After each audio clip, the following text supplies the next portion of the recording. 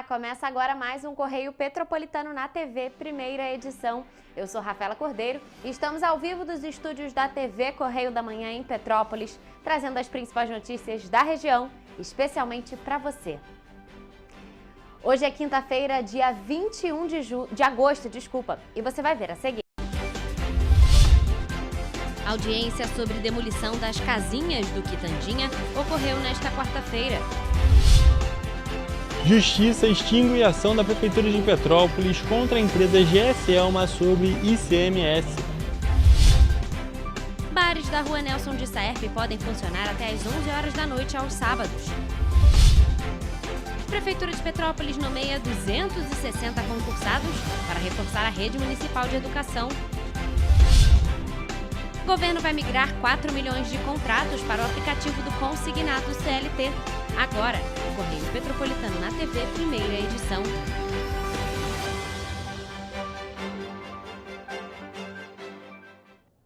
Uma vistoria que foi realizada nos arredores do conjunto habitacional Rayane Aparecida Figueiras Lourenço, conhecido como Casinhas do Quitandinha, foi marcada para o dia 8 de setembro, às 9 horas da manhã, aqui em Petrópolis. A decisão foi tomada após uma audiência que foi realizada nesta quarta-feira, dia 20 de agosto, na primeira vara federal e que voltou a debater a ação judicial sobre a comunidade, em uma disputa que já existe há mais de 20 anos. A inspeção contará com equipes da Assistência Social, do Instituto Chico Mendes de Conservação da Biodiversidade, o ICMBio, das Secretarias de Obra, Planejamento e Habitação, da Defesa Civil, além do Centro de Defesa dos Direitos Humanos, o CDDH. No dia 29 de julho, foi realizada uma operação que resultou na demolição de algumas construções da localidade. Segundo uma moradora, a ação não foi informada previamente e pegou os populares de surpresa.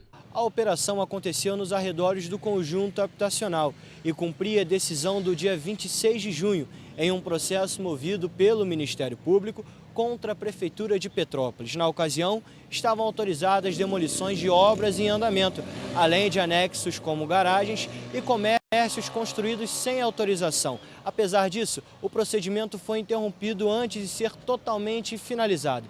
Vale ressaltar que não estava autorizado a construção de qualquer residência habitada. Na audiência desta quarta-feira, o ICMBio ressaltou que o posicionamento do órgão não é político e sim técnico. De acordo com a presidente da Companhia de Desenvolvimento de Petrópolis, Fernanda Ferreira, as placas informativas sobre a área de preservação ambiental já estão prontas. O Centro de Defesa dos Direitos Humanos, o CDDH, sugeriu que, além de um recadastramento das famílias, seja realizado também um estudo familiar para entender o motivo das pessoas estarem morando ali. É importante lembrar que o processo das casinhas tramita desde o ano de 2002. Outra audiência sobre o caso foi marcada para o dia 22 de outubro. Bom, e também nesta quarta-feira, a Justiça extinguiu uma ação da Prefeitura de Petrópolis contra a empresa GS Elma em relação à divisão do ICMS. O repórter Hugo Petersen é quem traz mais informações sobre essa decisão. A terceira Câmara de Direito Público do Tribunal de Justiça do Rio de Janeiro decidiu extinguir, sem julgamento de mérito, a ação movida pela Prefeitura de Petrópolis contra a empresa GS Elma. A relatora do processo, desembargadora Inês Trindade Chaves de Melo, destacou que a fiscalização sobre o preenchimento da Declan-IPM, documento que serve de base para calcular a divisão do Imposto sobre Circulação de Mercadorias e Serviços, ICMS, é de competência exclusiva do Estado do Rio de Janeiro e não do município.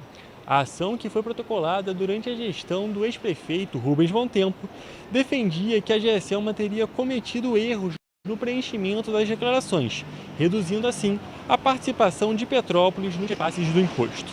No entanto, desde o início, a empresa alegou que apenas seguiu estritamente as normas técnicas estabelecidas pela Secretaria de Estado de Fazenda. Hugo Petersen para a TV Correio da Manhã. E a nossa equipe solicitou um posicionamento da atual gestão da Prefeitura de Petrópolis sobre a decisão da desembargadora, mas até o fechamento dessa edição não obtivemos nenhum retorno. Hugo, muito obrigada pelas informações. E bom, gente, uma decisão judicial da segunda Vara Civil de Petrópolis determinou que os bares e estabelecimentos noturnos da Rua Nelson de Saerp, aqui no centro de Petrópolis, podem funcionar até às 11 horas da noite aos sábados. O anúncio foi feito 2 semanas após uma decisão anterior da Justiça que havia determinado que esses mesmos estabelecimentos funcionassem apenas até às 7 horas da noite nas sextas-feiras, por conta de denúncias de perturbação por parte dos moradores da região. Uma decisão do juiz Adriano Loureiro Binato de Castro, da 2ª Vara Civil de Petrópolis, determinou que os estabelecimentos comerciais noturnos e bares da rua Nelson Saerp, em Petrópolis, funcionem até 11 horas da noite aos sábados. Expedida no dia 18 de agosto, a decisão atende a pedidos apresentados pelas defesas dos estabelecimentos que alegavam omissão na sentença anterior, publicada no dia 6 deste mês, em relação ao expediente dos sábados, que havia estipulado o fechamento às 7 horas da noite. Isso significa que, a partir de agora, os estabelecimentos da região que são considerados réus em ação civil pública por dano ambiental vão poder funcionar aos sábados com atendimento externo até às 11 horas da noite e interno até meia-noite e meia. A ação que levou a essas determinações é movida pelo Ministério Público do Estado do Rio de Janeiro desde 2010, e no texto em questão existem relatos e denúncias de problemas de poluição sonora e perturbação do sossego na região. O caso foi discutido na 2ª Vara Civil no dia 6 de agosto, quando foi homologado um acordo que determina o fechamento dos bares das ruas às 7 horas da noite nas sextas-feiras. Neste acordo também foi decidido que de domingo a quinta, o atendimento ao público externo pode acontecer até às 10 horas da noite, com a possibilidade de funcionamento interno até às 11 horas. E a nossa equipe entrou em contato com a Prefeitura de Petrópolis pedindo um posicionamento sobre a decisão e questionando sobre a criação de um plano para fiscalização dos estabelecimentos dessa localidade. Mas até o fechamento dessa edição, nós não obtivemos retorno. E bom, gente, a Prefeitura de Petrópolis nomeou mais de 260 profissionais aprovados no concurso público da educação. A Prefeitura também divulga um novo calendário de convocações de concursados. As nomeações foram publicadas no Diário Oficial de terça-feira e fazem parte do planejamento de gestão voltado ao atendimento das demandas pedagógicas e administrativas da rede. Foram convocados professores de educação básica, anos iniciais e das disciplinas de matemática, português, educação física e geografia, além de educadores infantis e secretário escolar com distribuição entre a primeira e a segunda região. Com essa nova nomeação, a Prefeitura dá continuidade ao cronograma de chamadas do concurso da educação, com foco na valorização da carreira docente e no fortalecimento das políticas públicas de ensino. Além da posse dos profissionais, fechando as convocações realizadas em 2024, a Prefeitura elaborou um novo cronograma de convocações para o segundo semestre desse ano e início de 2026. Serão convocados profissionais quinzenalmente até março. O calendário completo das convocações está disponível no nosso site, em correiopetropolitano.com.br. E, gente, os trabalhadores com operações antigas de crédito consignado poderão fazer a portabilidade sem sair de casa, tudo por meio do celular.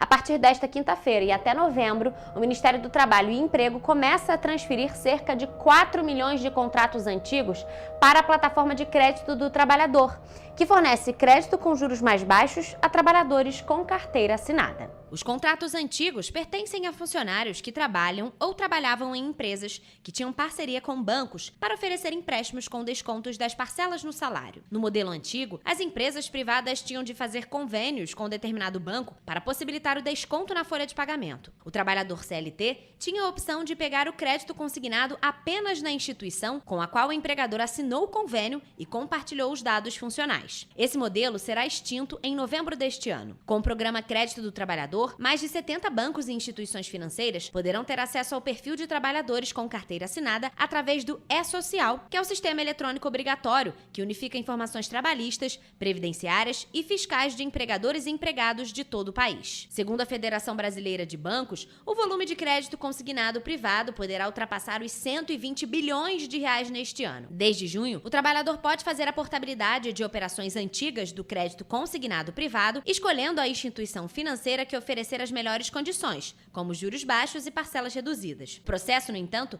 só pode ser feito por meio do aplicativo do banco ou nas agências bancárias. A migração das operações antigas para a plataforma Crédito do Trabalhador, disponível no aplicativo Carteira de Trabalho Digital ou na página de mesmo nome na internet, será feita pelo Dataprev, estatal contratada pelo Ministério do Trabalho e Emprego para elaborar a plataforma. E você vai ver depois do intervalo. Polícia Federal deflagra ação contra armazenamento e compartilhamento de vídeos de abuso sexual infanto-juvenil. Polícia Federal deflagra operação para combater importação ilegal de peças de fuzis no Rio de Janeiro. Homem é preso por tráfico e adulteração de sinal de motocicleta em Petrópolis. Casos de feminicídio por arma de fogo aumentam em 2025 no país.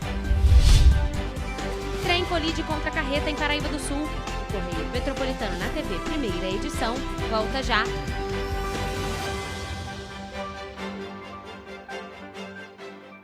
Petrópolis, uma cidade histórica, que agora tem um novo ponto de conexão. O Correio Petropolitano se renovou e leva o que de mais importante acontece na cidade, de maneira mais ágil e acessível. Acesse as notícias de Petrópolis de maneira rápida e prática, onde quer que você esteja. Fique por dentro dos acontecimentos da cidade, da política, da cultura e muito mais. Correio Petropolitano. A informação de qualidade a um clique de distância. Acesse www.correiopetropolitano.com.br. Rio de Janeiro, atração o ano inteiro. Tem descanso, tem folia, noite e dia, alegria, sol e praia, diversão. No prato ou copo, a festa, o bar, o museu ou bloco. Show, cultura, história, gravado na memória e no seu coração. Rio de Janeiro, vem se apaixonar. Rio de Janeiro, vem se apaixonar. Cidades maravilhas, campo, mata, serra e trilha, em estado de emoção. Tem o Rio de Janeiro, que você já ama, e o Rio que ainda vai conquistar você. Apaixone-se pelo Rio. Rio de Janeiro, vem se apaixonar. Rio de Janeiro, vem se apaixonar. Governo do Estado do Rio de Janeiro. Enquanto você acha que alguma coisa deveria ser feita contra o racismo, a Alerj faz. As leis que você precisa, a Alerj faz. Baixe o aplicativo da Alerj e conheça seus direitos.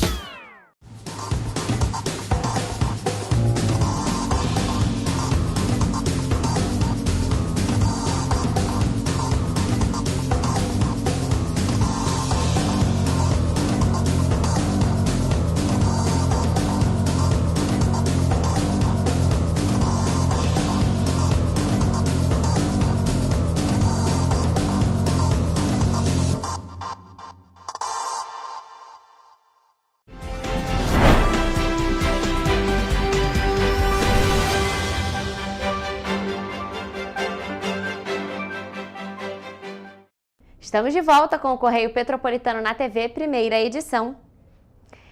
Nesta quarta-feira, dia 20 de agosto, a Polícia Federal, a PF, deflagrou a Operação Proteção Prioritária, com o objetivo de reprimir a prática dos crimes de armazenamento e compartilhamento de mídias, contendo cenas de abuso sexual infanto-juvenil.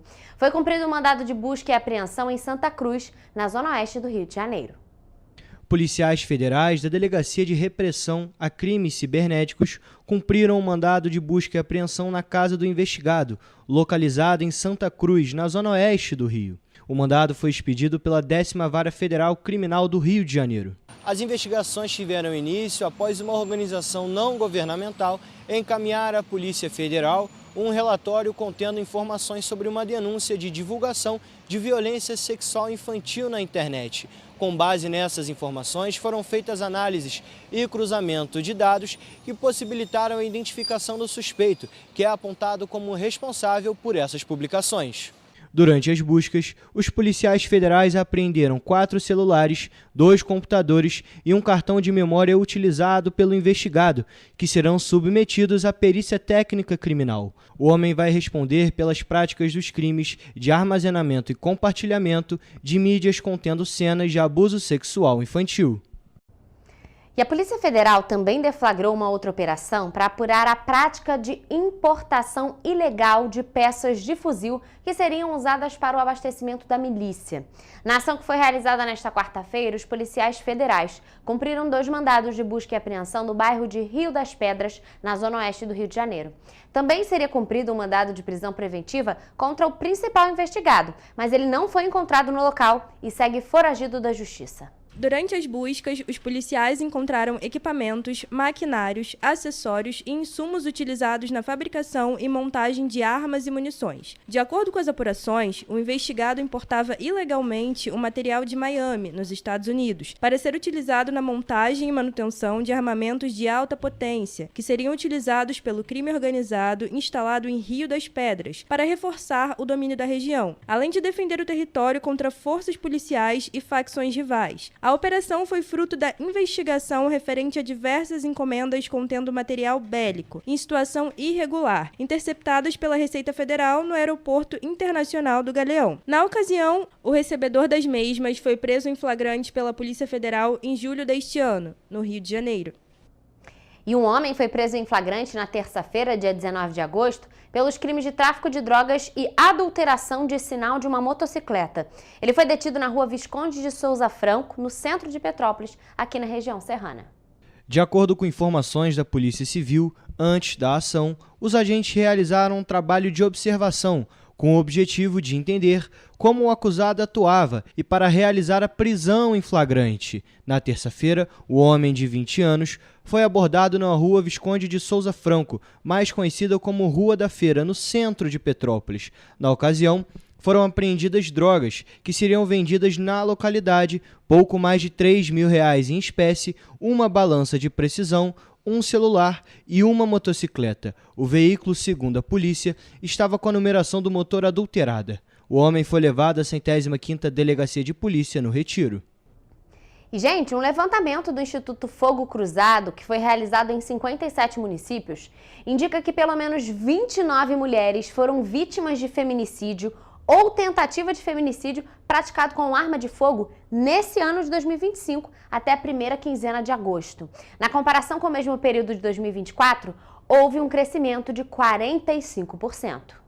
Das 29 vítimas, 76% não sobreviveram, ou seja, 22 morreram. Em 2024, das 20 baleadas, 60% não sobreviveram. 12 mulheres morreram e 8 ficaram feridas. O maior número de casos ocorreu na região metropolitana do Recife, sendo 31% de todos os casos registrados. Foram 13 vítimas, 8 mortas e 5 feridas neste ano de 2025. No ano passado, o número tinha sido de 8 vítimas, 6 mortas e 2 feridas. Na Grande Belém, houve 2 registros de mortes em 2025. Em 2024, o número foi de 1 ferida. Em Salvador e região metropolitana, o total de vítimas passou de 2 mortas e 2 feridas para 4 mortas. Na região metropolitana do Rio de Janeiro, o número de vítimas subiu de 7, sendo 4 mortas e 3 feridas em 2024, para 10, sendo 8 mortas e 2 feridas neste ano. O principal lugar onde aconteceram os crimes foi um ambiente doméstico. Das 29 vítimas, 15 foram atingidas dentro de casa, 5 foram baleadas dentro de bares. Do total de vítimas, 25 foram atingidas por companheiros ou ex-companheiros, ou seja, um total de 86% dos casos. 1/4 dos casos, um total de 7, teve como agressores agentes de segurança. O Instituto Fogo Cruzado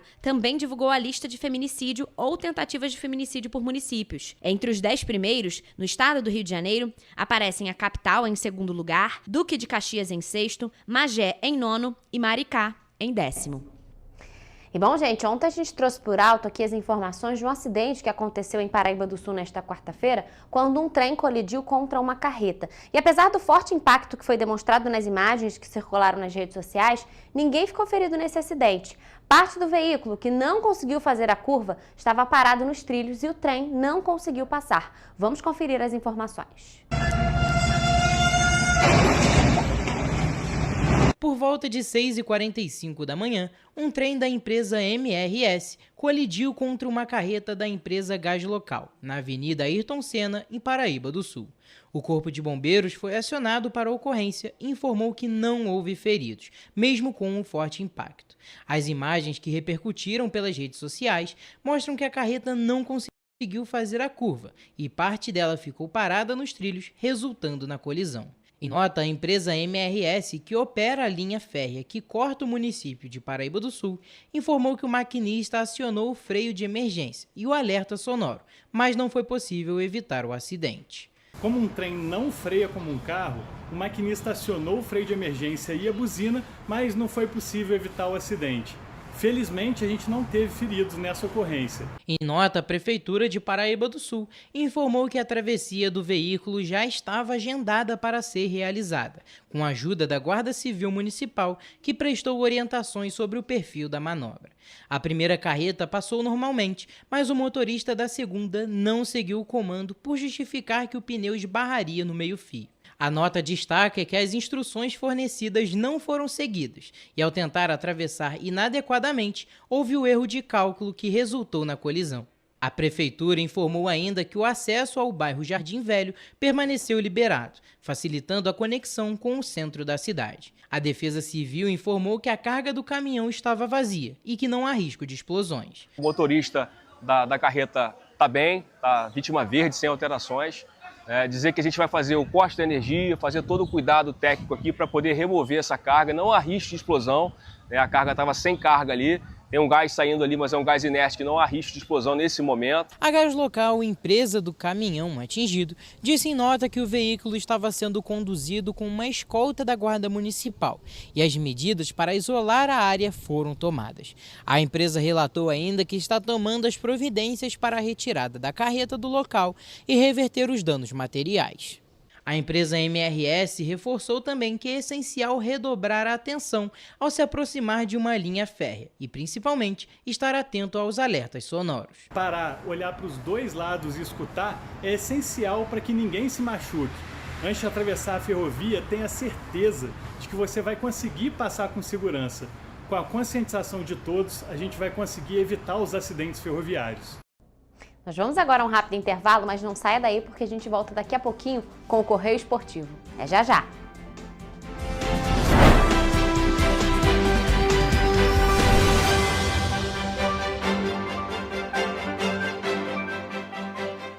Um bom jornal tem que ser direto, tem que ser direito. Não ser de esquerda ou de direita, mas direito. É ter coragem de informar a verdade e não impor a sua verdade. É respeitar a inteligência do leitor e vontade do eleitor. Correio da Manhã, um jornal que há 123 anos tem a coragem de ser direto e direito. Em uma banca perto de você.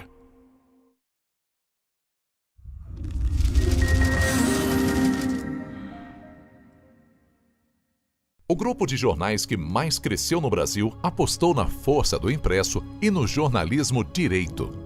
Em setembro de 2025, o Grupo Correio da Manhã completa 6 anos de uma trajetória marcada por coragem, compromisso e credibilidade. Resgatamos a história do jornal mais importante do Brasil no século XX e hoje somos protagonistas da nossa história no século XXI. Acreditamos na responsabilidade de colocar a informação correta no papel. Enquanto o mundo digital muda a cada segundo, o jornal impresso permanece como referência de verdade e confiabilidade. Contamos com 4 parques gráficos próprios, no Grande Rio, em Volta Redonda, no Núcleo Bandeirante e em Areal, em Brasília, equipados com 8 rotativas de alta tecnologia que produzem todos os nossos jornais em cores. São 5 jornais diários.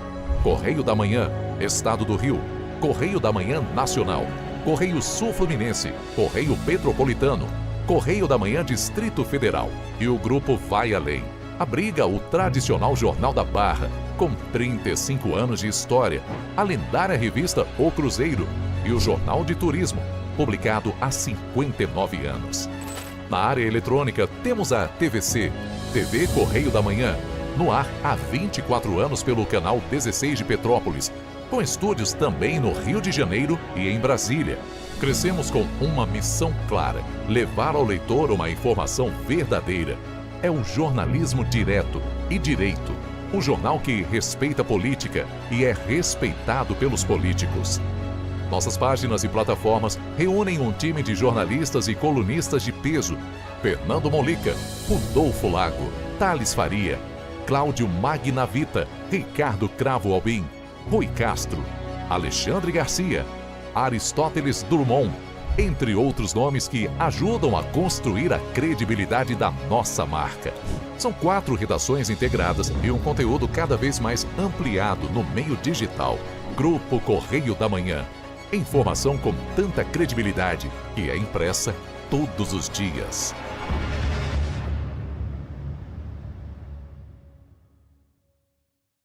Petrópolis, uma cidade histórica, que agora tem um novo ponto de conexão. O Correio Petropolitano se renovou e leva o que de mais importante acontece na cidade, de maneira mais ágil e acessível. Acesse as notícias de Petrópolis de maneira rápida e prática, onde quer que você esteja. Fique por dentro dos acontecimentos da cidade, da política, da cultura e muito mais. Correio Petropolitano. A informação de qualidade a um clique de distância. Acesse www.correiopetropolitano.com.br.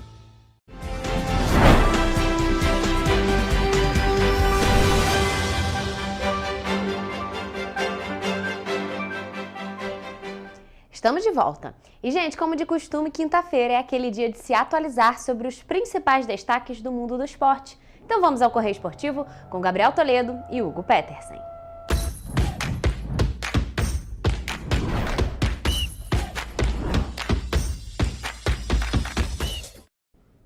Olá, começamos agora mais um Correio Esportivo, um momento de focar em esporte aqui na TV Correio da Manhã. Nessa edição a gente vai focar nos jogos dos cariocas em diferentes competições, a Libertadores e a Sul-Americana. Começamos com o Fluminense, que foi o primeiro a jogar e venceu o América de Cali por 2-0 no Maracanã. Com a vitória, o tricolor se classificou para as quartas de final da Sul-Americana e vai enfrentar um adversário que ainda vai ser definido. Toledo, a gente tem que destacar aqui uma vitória significativa do Fluminense. Já tinha ganhado o primeiro jogo, que era o mais complicado, e aqui no Maracanã fez o feijão com arroz, conseguiu ganhar de 2-0, conseguiu essa classificação. Exatamente, a gente até estava com uma expectativa de um jogo bem tranquilo, a gente até esperou um 3-0, foi o que eu tinha palpitado, quase acertei. Mas foi um jogo muito tranquilo, o Fluminense vem caminhando todas essas classificações na Sul-Americana de forma muito tranquila e pode até buscar o título. Exatamente, o Fluminense, como a gente já tinha comentado, é um dos favoritos para ganhar essa Sul-Americana. Foi muito bem no Mundial de Clubes, está bem na Copa do Brasil e está indo bem na Sul-Americana. Está sendo realmente o time mais copeiro que a gente está tendo no país durante esse ano de 2025. E essa classificação teve belos gols, a gente tem que destacar aqui, mas o lance para mim é o Serna, que fez um gol caindo deitado na hora de puxar um contra-ataque. Foi muito engraçado porque ele estava muito bem no jogo, estava fazendo tudo certinho, foi correr, foi fazer o simples, ele caiu deitado. Foi uma cena assim incrível. Com certeza, mas olha, falando sobre o jogo muito tranquilo, América de Cali um time bem mais fraco, conseguiu fazer o mais difícil, igual você mesmo disse, ganhou fora de casa, também ganhou no Maracanã. E agora, a expectativa é só esperar o sorteio, né?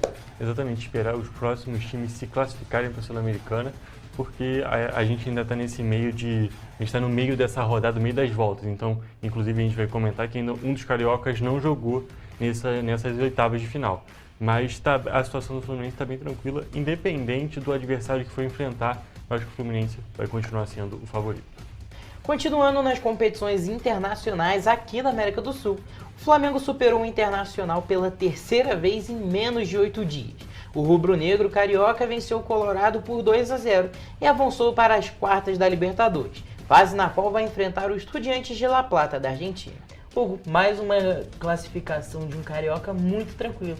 Ganhou no Maracanã, que era mais a obrigação, e decidiu no Beira-Rio, que era para ser mais difícil, mas foi um jogo muito tranquilo para os flamenguistas. Exatamente, rolou uma paternidade ali do Flamengo com o Internacional. Pode-se dizer que até dos cariocas, né? Do Fluminense também. Exatamente, a situação do Internacional ficou complicada e a gente até comentou que foi uma estratégia estranha do último jogo que a gente teve, o jogo do fim de semana, o jogo do Brasileirão em si, porque o Internacional tinha poupado o time e o Flamengo tinha jogado com o time principal. Aí nesse jogo, que tecnicamente o time do Internacional estava mais descansado, a disparidade continuou a mesma, o jogo foi 2-0 e o Flamengo foi bem superior, contou com alguns erros do time do Internacional e o time do Flamengo é um time que erra muito pouco. Então, mesmo que essa fosse a estratégia do Internacional, não deu nem um pouco certo em nenhuma das 3 vezes que jogou. A gente tem que comentar também do pré-jogo, né? Exatamente, se a gente teve um fato interessante, algo engraçado acontecendo no jogo do Fluminense, a gente também teve no jogo do Flamengo, né? Exatamente. Cara, tava uma festa organizada ali pelo Internacional, eu acho que era só pelo clube.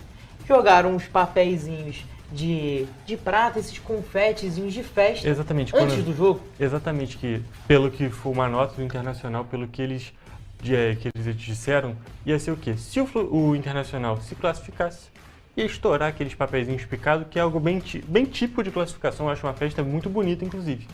Porém, alguém errou um botão, o planejamento foi errado e os papeizinhos estouraram antes do jogo começar, atrasou a partida em mais de 20 minutos e ainda assim foi a festa à toa, né? Porque quem se classificou foi o Flamengo. Acho que foi uma festa feita pro Flamengo. O Flamengo decidiu o jogo fora de casa e ainda estava em casa com a festa daquela. Exatamente, foi uma situação assim bem atípica e que não deu certo, complicou, mesmo se fosse uma estratégia para desequilibrar os jogadores, também não deu certo. Esfriou todos os jogadores, todos os 22 em campo. Exatamente. Mas olha, só pra gente finalizar falando do jogo, queria destacar o meio de campo do Flamengo, que foi Saul e Jorginho, e também o Arrascaeta mais à frente. Saul jogou de terno nesse jogo junto com o Jorginho.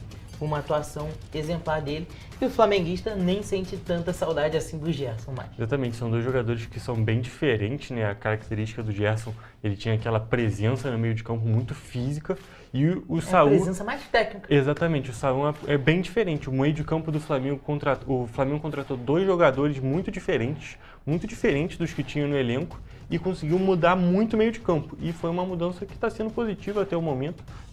O time do Flamengo, um ponto que a gente tem que destacar, que está conseguindo adaptar essa mudança. Porque às vezes tem aquela situação de ter ótimos jogadores que não o resto do time não consegue pensar tão bem, não consegue se adaptar ao futebol deles. E esse não está sendo o caso do Flamengo, que está performando muito bem com esses 2 atletas. Exatamente. E o Botafogo entra em campo nesta quinta-feira contra a LDU, em um jogo muito complicado na altitude do Equador. O Glorioso venceu o jogo de ida por 1-0 e agora precisa confirmar a classificação fora de casa, naquelas condições que nós sabemos que são muito complicadas. O jogo está marcado para começar às 7 horas da noite. A gente já tinha comentado que a situação do Botafogo não era tão simples quanto a do Fluminense e como a do Flamengo. Porque todo mundo ganhou o primeiro jogo, Fluminense, Flamengo, Botafogo, todos ganharam o primeiro jogo. Porém, o Botafogo conseguiu abrir o placar rapidinho, foram 14 segundos de jogo, já estava ganhando a partida, mas o placar só se manteve nisso. Você pensa, é uma vitória importante, claro, a gente não pode desconsiderar que sim é um resultado muito importante. Porém, vai jogar na altitude e é algo histórico. Todos os times aqui do Brasil sofrem muito jogando na altitude e com uma diferença de 1-0 a missão fica difícil. É claro, o Botafogo ainda tem a vantagem, é o favorito para se classificar. Tecnicamente é muito superior. Muito superior, só que essa condição da altitude às vezes emparelha muitos times, mesmo que eles sejam diferentes, e na realidade muitas vezes dá até uma vantagem para quem está acostumado a jogar assim. Exatamente, porque assim, o Flamengo ganhou o jogo de ida no Maracanã por 1-0, igual o Botafogo também ganhou na ida. Só que o Flamengo jogou em condições parecidas, muito parecidas, né, contra o Internacional no Beira-Rio. Agora o Botafogo vai jogar fora de casa não tão igual o Flamengo, porque assim, o Botafogo vai sofrer muito com essa altitude. Exatamente, não vou dizer que é da mesma maneira, mas os times que não estão acostumados a jogar sofrem quando vão jogar no sintético, vão jogar no tapetinho do Botafogo, é algo parecido que o Botafogo vai sofrer jogando na altitude, só que todo mundo sabe, a altitude é mais complicada do que o sintético, porque às vezes os times sofrem um pouquinho no iniciozinho ali do sintético. mas na altitude é uma situação que vai o jogo inteiro e até muitas vezes vai para o pós-jogo que os jogadores sofrem muito. E seus palpites para esse jogo e até quem se classifica? Olha, eu diria que o Botafogo ainda é o favorito, porém eu tô achando que vai dar LDU. O Botafogo para mim é o favorito, mas eu acho que vai ser um 0-0 que a LDU vai dominar o jogo. Essa é a minha expectativa. Basta a gente ver e na próxima edição a gente traz para vocês quem acertou esse palpite ou se os dois erraram. E agora, nacionalizando o nosso quadro, o Vasco jogou fora de casa nesta quarta-feira contra o Juventude, em partida atrasada pela 14ª rodada do Brasileirão. O Cruz Maltino, que parecia que havia embalado após golear o Santos, já estava perdendo a partida com 1 minuto de jogo. E depois, aos 15 minutos, tomou mais um gol e o jogo ficou nessa mesma. Com o resultado, o Vasco se mantém a apenas 1 ponto de distância da zona de rebaixamento. Hugo, era um resultado que o Vasco tinha que correr atrás, porque é um time, o Juventude no caso, é um time que está lutando contra o rebaixamento, um time tecnicamente mais fraco que o Vasco. Seriam 3 pontos cruciais para se distanciar da zona de rebaixamento. E o Vasco começou perdendo, e logo no início, com um gol de pênalti do Nenê, e a lei do ex novamente funcionando. Exatamente, Toledo. Eu ainda diria que a gente tem que considerar que esse jogo é mais complicado do que ele parecia. Apesar de ser aquele confronto direto, que já deixa a partida mais complicada, e ser um time que está na zona de rebaixamento, a gente sempre destaca aqui, jogar lá em Caxias do Sul, jogar contra a Juventude fora de casa é muito complicado.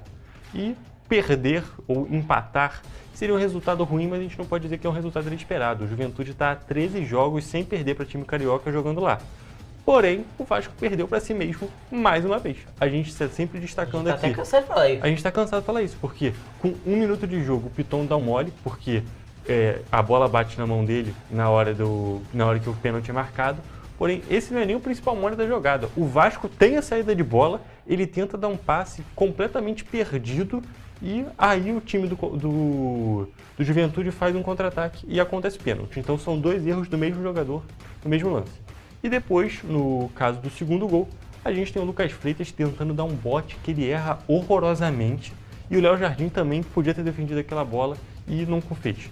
E depois, a gente está sempre comentando aqui que o Vasco não estava conseguindo seus resultados, mas estava jogando bem, estava conseguindo propor o jogo. Nessa partida foi muito diferente. Foi o pior jogo do Fernando Diniz no comando do Vasco. Foi uma situação assim bem complicada. A gente não vai considerar aquele jogo contra o Independente Del Valle porque tinha 1 a menos. Mas jogando em condições iguais, realmente foi uma situação muito estranha. E a gente estava até comentando depois do jogo contra o Santos, que o Vasco ficou muito móvel, sem o Verratti no ataque. E o Diniz botou de novo o Verratti no ataque. Aí, num primeiro momento, parecia que o time não estava jogando tão bem, ofensivamente, porque o Verratti não é um jogador que consegue construir as jogadas. Aí... E o finalizador só tá lá para Exatamente, vai cabecear e fazer isso. O papel dele é só fazer o gol. Aí, no primeiro tempo foi isso, no segundo tempo voltou para o time que seria mais parecido com o time do Santos, que jogou contra o Santos. Mas aí o time desandou todo. No primeiro tempo foi complicado, no segundo tempo foi patético. Exatamente. O Vasco contra o Santos tinha um ataque bem mais móvel, que eu conseguia ter bastante variação. E o Verratti é um atacante preso. Ele tá lá só para finalizar. E a bola também não estava chegando. Exatamente. Foi um jogo assim para esquecer mesmo, porque ficou complicada a situação do Vasco, que agora vai jogar contra o Corinthians no Brasileirão, próximo jogo pelo Brasileirão. E é uma outra partida muito complicada e depois já tem Copa do Brasil. E é claro, a gente vai trazer todos os resultados para vocês. E, gente, a gente poderia continuar falando aqui dos times aqui dos cariocas, mas infelizmente já acabou nosso tempo e a gente continua na próxima edição. É isso, gente. A gente se vê lá. Um beijo.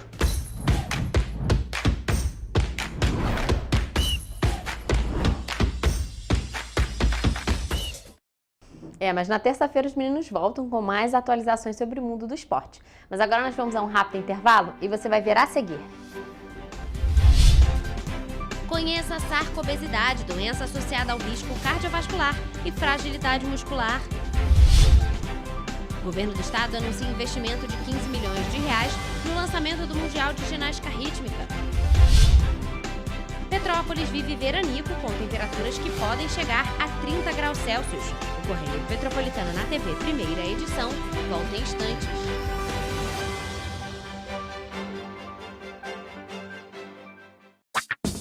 Enquanto você pensa que poderia ganhar igual aos homens, a Alerj faz. As leis que você precisa, a Alerj faz. Baixe o aplicativo da Alerj e conheça seus direitos. Para ter mais qualidade de vida, conte com a maior rede de academias de Petrópolis. Aqui na Corper, com uma mensalidade, você utiliza todas as unidades: Centro, Bingen, Itamaraty e Itaipava. Com planos a partir de R$ 95,00. A academia oferece ambientes modernos para você cuidar da sua saúde com segurança. Os espaços contam com dezenas de aparelhos de musculação, diversos equipamentos para aeróbico e funcional, além, é claro, de profissionais qualificados e uma extensa grade de aulas coletivas, que inclui dança, bike, jump, wolf fit, step fit, entre outras. Nossas estruturas são equipadas com salas de musculação e aulas coletivas, salas de avaliação física e nutricional, vestiários e estacionamentos amplos. Venha nos fazer uma visita e surpreenda-se!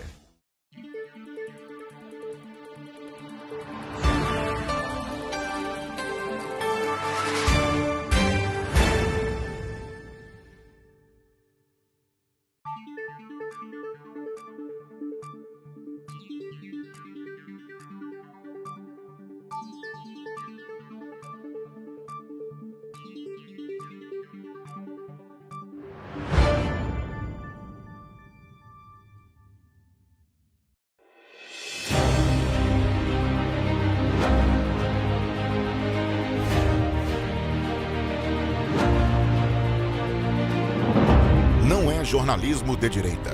É jornalismo direito. Correio Petropolitano. Tudo que seu jornal não deveria ter deixado de ser. Todos os dias, em uma banca perto de você.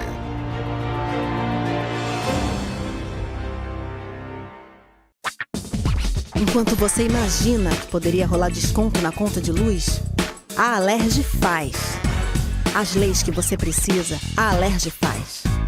Baixe o aplicativo da Alerj e conheça seus direitos.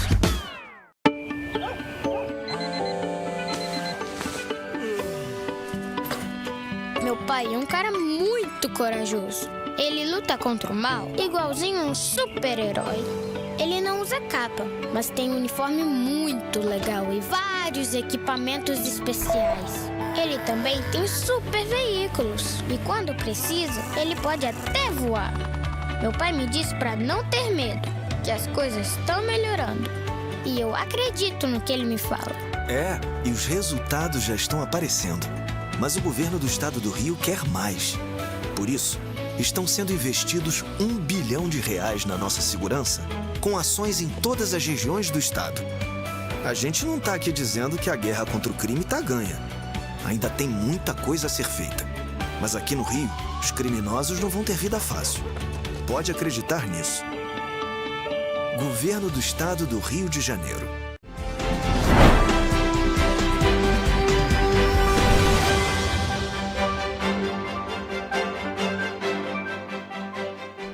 Estamos de volta.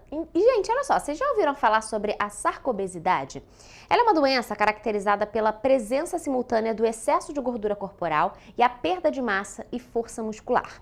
A equipe da TV Correio da Manhã conversou com um médico endocrinologista que explicou um pouquinho sobre essa doença que é pouco conhecida e que pode afetar indivíduos de diversas faixas etárias. A sarcobesidade, também chamada de obesidade sarcopênica, é caracterizada pela existência simultânea do excesso de gordura no corpo, a obesidade, e pela perda de massa e força muscular, a sarcopenia. Então, a obesidade sarcopênica ou a sarcobesidade é uma condição em que as duas se colocam no mesmo paciente. Por um lado, o paciente convive com a obesidade, por outro, ele detém essa questão muscular em termos de fragilidade. O médico destaca que, embora as pessoas com mais de 65 anos, ou seja, a população idosa, seja a que tem mais risco de desenvolver a condição, a sarcobesidade resulta de uma combinação de fatores metabólicos e comportamentais, como o sedentarismo, que podem atingir indivíduos de praticamente qualquer idade. Atualmente, mulheres pós-menopausa, até pela condição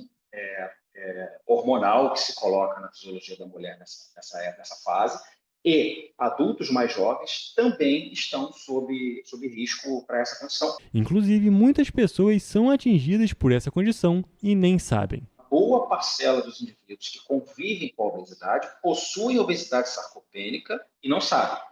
Tá? E a suspeita disso é muito simples, é aquela pessoa que vive cansada demais e não pratica atividade física. O endocrinologista e gerente médico da Apvida Notre Dame explica que a obesidade sarcopênica eleva o risco de uma série de problemas, como a perda de mobilidade e independência, fraqueza e maior chance de quedas, além do agravamento de enfermidades como diabetes, hipertensão e doenças de coração. Quando você evolui com sarcopenia, que, de novo, é a perda de massa e força no músculo, você acaba se fragilizando, se vulnerabilizando em termos orgânicos, e com isso organismos vulneráveis acabam evoluindo com muitas doenças. Para se prevenir essa doença que pode ser tão perigosa, é indicado que a pessoa realize a prática de musculação de 2 a 3 vezes por semana, combinada com atividades aeróbicas para ajudar a fortalecer os músculos e queimar gordura, além de ter uma alimentação saudável com baixo teor calórico e redução de açúcar e gorduras, e também tirar alguns momentos do dia para tomar sol e assim aumentar a produção de vitamina D no organismo. E, gente, o governador Cláudio Castro recebeu nesta semana a comitiva do Mundial de Ginástica Rítmica no Palácio das Laranjeiras, onde foi realizado o lançamento oficial da competição. O governo do estado anunciou um investimento de cerca de 15 milhões de reais. A competição vai acontecer entre os dias 20 e 24 de agosto, na Arena Carioca 2, na Barra da Tijuca, no Rio.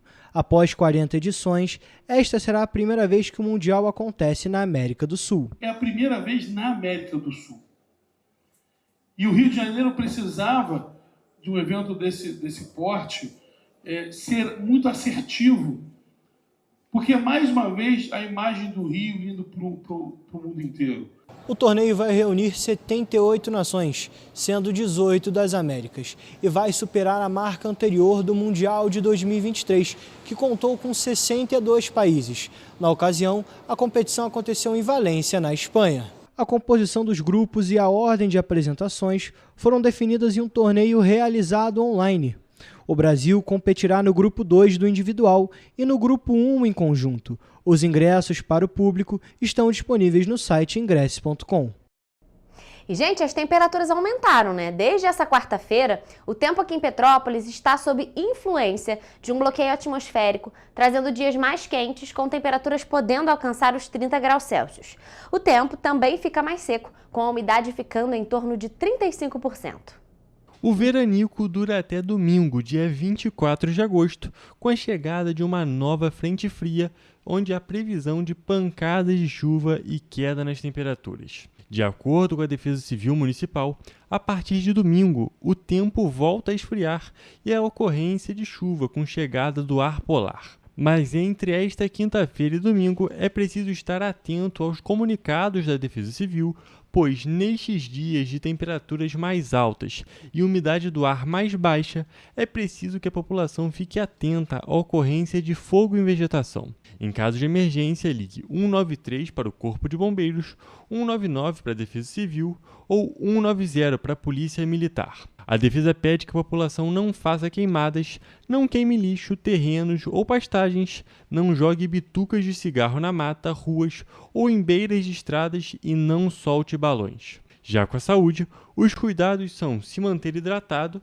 evitar exposição ao sol entre as 10 da manhã e as 4 da tarde, evitar a prática de exercícios ao ar livre nos períodos de maior calor, usar roupas mais leves e também protetor solar. Gente, já que a gente está falando no clima, essa onda de calor chegando, vamos agora à previsão do tempo para esta sexta-feira nas cidades da nossa região de cobertura.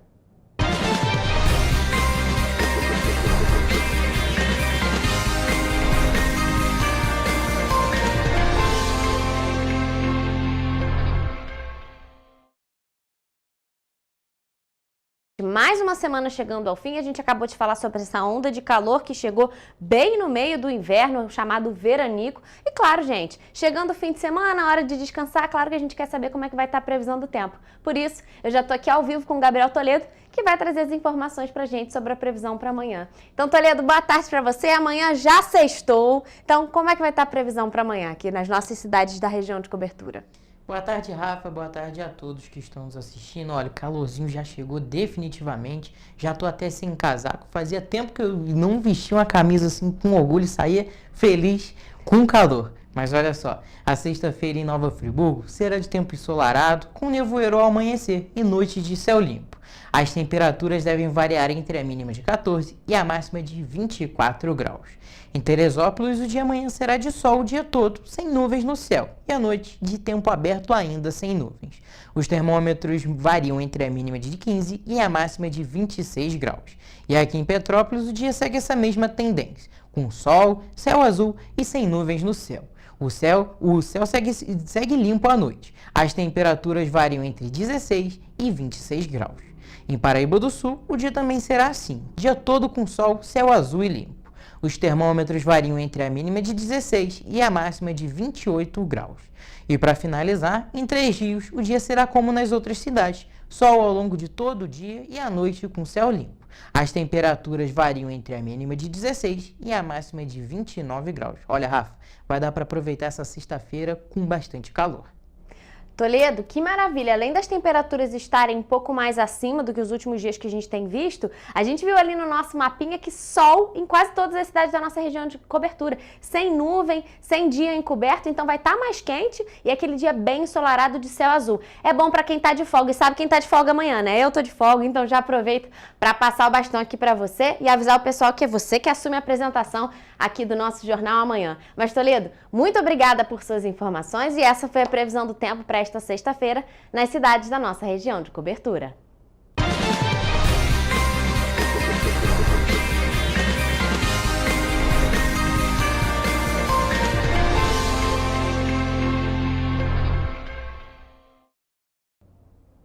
Pessoal, a gente fica por aqui, mas mais notícias e informações você encontra nos nossos telejornais, além, é claro, do nosso site em correiopetropolitano.com.br e as nossas redes sociais, Facebook TV Correio da Manhã e os Instagrams, @TV Correio da Manhã e @Correio Petropolitano. Amanhã, gente, é sexta-feira, mas como eu disse, eu tô de folga, mas fiquem tranquilos. Nosso jornal vai estar em ótimas mãos com a apresentação do Gabriel Toledo. E segunda eu vejo vocês de novo. Então até lá!